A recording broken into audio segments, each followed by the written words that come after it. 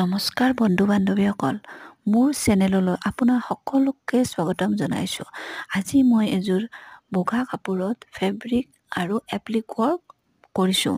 তো এই কাপোৰযোৰ এজনী সৰু ছোৱালীৰ বাবে বনাইছোঁ। এই কাপোৰযোৰ আপোনালোকে চাওকচোন মই কেনেকৈ বনাইছোঁ আৰু কেনেকুৱা হৈছে।